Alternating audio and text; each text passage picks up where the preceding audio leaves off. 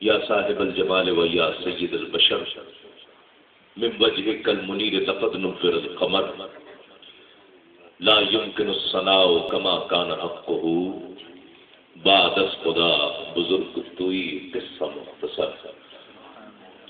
مختصر سی میری کہانی ہے، مختصر سی میری کہانی ہے، جو بھی ہے ان کی مہربانی ہے، اور جتنی سانسوں نے ان کا نام لیا، جتنی سانسوں نے ان کا نام لیا، بس وہی میری زندگانی ہے، جو بھی ہے ان کی مہربانی ہے۔ اور نعت محبوب داور سند ہو گئی، فرد کسیاں میری مسترد ہو گئی، مجھ سا آسی بھی آغوش رحمت میں ہے، مجھ سا آسی بھی آغوش رحمت میں ہے، یہ تو بندہ نوازی کی حد ہو گئی، مجھ سا آسی بھی آغوش رحمت میں ہے، یہ تو بندہ نوازی کی حد ہو گئی۔ اللہ رب العزت کا بے پایاں فضل و احسان ہے کہ جس نے ہمیں اپنی بندگی اور اپنے محبوب کی غلامی سے سرفراز فرمایا ہے۔ یہ بھی اللہ رب العزت کا کرم ہے کہ جس نے ہمیں منتخب کر لیا اپنے اور اپنے محبوب کی صفت و ثنا کے لیے، حمد و نعت کے لیے، اور آج اس شرف سے ہم مشرف ہوتے ہوئے اس محفل میں جمع ہیں۔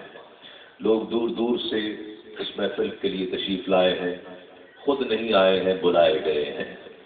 میرا ایمان ہے کہ جو سرکار کے ذکر کی محفل میں آتا ہے وہ خود نہیں آتا بلکہ بلایا جاتا ہے۔ یہ معاملہ انسان کے بس کا نہیں ہے، انسان کے اختیار کا نہیں ہے۔ بہت ساری چیزیں انسان کے اختیار میں ہوتی ہیں، کچھ ہوتی ہیں، کچھ نہیں ہوتی ہیں۔ یہ انہی میں سے ہے کہ جو انسان کے اختیار میں نہیں ہے، بس میں نہیں ہے، بس وہ جسے چاہتے ہیں وہ منتخب کر لیا جاتا ہے۔ اختیار انسان کا اتنا ہی ہے، حضرت مولا علی سے کسی نے پوچھا تھا کہ اختیار انسان کو کتنا اختیار دیا گیا ہے اور اللہ نے کتنا اختیار انسان کے حق میں اپنے پاس رکھا ہے۔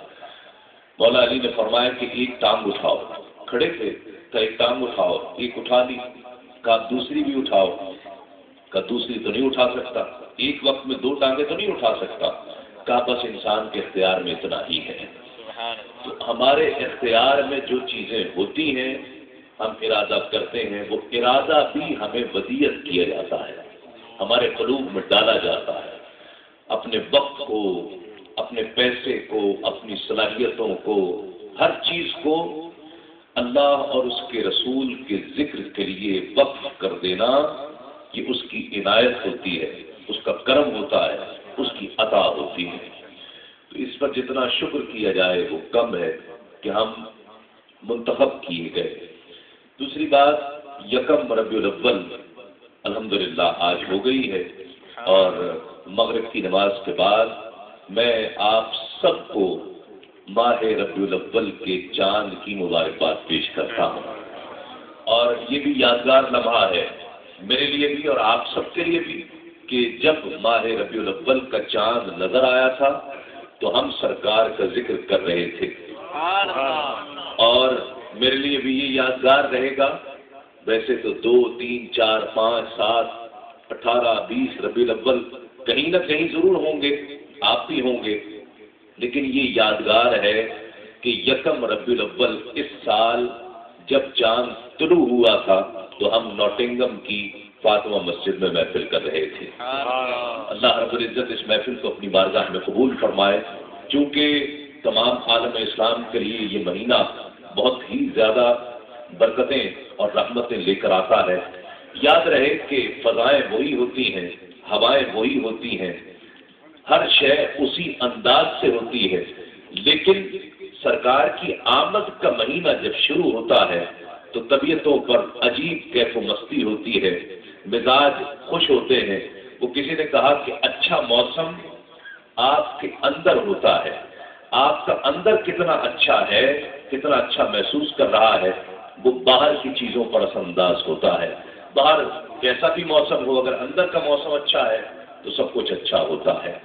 میلاد کا تذکرہ کرتے ہیں، آغاز میں میلاد نامہ جسے وہ ٹریڈیشنل میلاد نامہ کہتے ہیں اور سیرت نگاروں نے جسے لکھا ہے، میں پڑھنے کی کوشش کرتا ہوں، آپ اسے سماعت کیجئے اور لطف اندوز ہو جائیے چشم تصور سے، جسے آج سے سینکڑوں سال سے یہ پڑھا جا رہا ہے، یہ مولود جسے کہا جاتا تھا، پھر میلاد نامہ بہت سے سیرت نگاروں نے اسے اپنے اپنے انداز سے لکھا ہے، لیکن میں کچھ ٹکڑے کہیں سے کچھ ٹکڑے کہیں سے لے کر یہ میلاد نامہ پڑھنے کی کوشش کرتے ہیں اور اس کی برکتیں لینے کی کوشش کرتے ہیں۔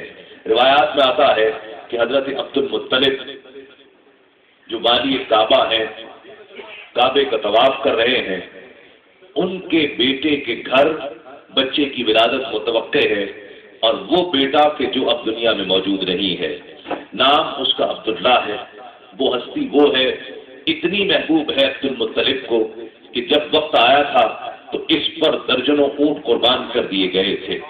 یہ بیٹا اتنا پیارا ہے کہ اس پر درجنوں اونٹ قربان کیے تھے، اور یہ عبد المطلب والی کعبہ ہے، اور رب پر اتنا یقین ہے کہ اگر اس یقین کی ایک جھلک دیکھنی ہو تو ابرہہ نے جب کعبے پر حملہ کیا تھا اور وہ یہ خواہش رکھتا تھا کہ کعبہ چھوڑ کر لوگ مکے کی اس بنجر بیابان صحرا کو چھوڑ کر سنا یمن میں آ کر جو میں نے جو عبادت گاہ بنائی ہے وہاں پر آیا کرے اور وہاں آ کر عبادت کیا کرے، اسے مرکزی عبادت گاہ بنا دی جائے، لیکن ایسا نہ ہوا۔ کسی نے مشورہ دیا کہ کعبے کی عمارت گرا دو، ابرہہ چڑھ دوڑا، کعبے کی جب مکے میں آیا تو اس نے وہاں کے بہت سے مویشی، بہت سے لوگوں کو اغوا کر دیا، سب لوگ آتے رہے۔ عبد المطلب جب اس کے دربار میں گئے، وہ ان کی مردانہ وجاہت اور شخصیت کا وقار دیکھ کر کھڑا ہو گیا تخت سے، کہا کون؟ کہا میرا نام عبد المطلب ہے۔ کہا کون ہو آپ؟ کہا میں والی کعبہ ہوں۔ کیسے آنا ہوا؟ کہا تم میرے 200 اونٹ لے آئے ہو، وہ 200 اونٹ مجھے واپس کر دو۔ ابرہہ نے کہا کہ حیرت ہے کہ تم والی کعبہ ہو اور تمہیں کعبے کی فکر نہیں ہے، میں تو کعبے کی عمارت گرانے کے لیے آیا ہوں، تمہیں کعبے کی فکر نہیں ہے، اپنے 200 اونٹوں کی پرواہ ہے۔ کہا یہ 200 اونٹ میری ملک میں اللہ نے دیے ہیں، میں ان کا والی ہوں، 200 اونٹ کی فکر کرتا ہوں، کعبے والا کعبے کی فکر کرتا ہے۔ کعبے والا جانے اور کعبہ جانے، آپ میرے اونٹ مجھے واپس دے دو۔ یہ وہ عبد المطلب ہے کہ جن کے یقین کا یہ عالم ہے، ان کے گھر، ان کے بیٹے کے گھر بچے کی ولادت متوقع ہے۔ سیرت نگاروں نے نقشہ کھینچا ہے، کہا کہ ایک وہ شخص کہ جس کا بیٹا دنیا میں موجود نہ ہو اور دادا کے گھر بچے کی ولادت متوقع ہو، دادا اندازہ کر سکتے ہیں کہ اس دادا کی کیفیت کیا ہوگی، سوچ کیا ہوگی۔ دھیان آمنہ کی کوٹڑی کی طرف ہے ہر وقت کہ کوئی خبر آنے والی ہے، ابھی کوئی خبر آ جائے گی۔ طواف کعبے کا ہو رہا ہے، دھیان آمنہ کی کوٹڑی کی طرف ہے۔ سیرت نگاروں نے لکھا، وہ جملہ میں نقل کرنا چاہتا ہوں، اور اس جملے پر آخر تک ہر شخص توجہ سے سن کر صرف سر کے کانوں سے نہیں بلکہ اسے دل کے کانوں سے سماعت کیجیے اور محسوس کیجیے گا۔ روایت میں آتا ہے کہ عبد المطلب کعبے کا طواف کر رہے ہیں، طواف کرتے کرتے دھیان آمنہ کی کوٹڑی کی طرف ہے، سجدہ اچانک کیا دیکھتے ہیں کہ کعبے کی عمارت آمنہ کی کوٹڑی کی طرف سجدہ ریز ہو جاتی ہے۔ آپ کھڑے ہو گئے، دوڑتی دوڑتی لونڈی آئی، مبارکباد دی، عبد المطلب تمہیں مبارک ہو، تمہارے عبداللہ کے گھر بیٹا ہوا ہے، مبارک ہو، عبداللہ کے گھر بیٹا ہوا۔ کہا خدا کی عزت کی قسم، میں تبھی سمجھ گیا تھا جب کعبہ آمنہ کی کوٹڑی کی طرف سجدہ ریز ہوا، میں سمجھ گیا کہ جس محمد کا ساری دنیا کو انتظار ہے وہ دنیا میں تشریف لا چکا ہے۔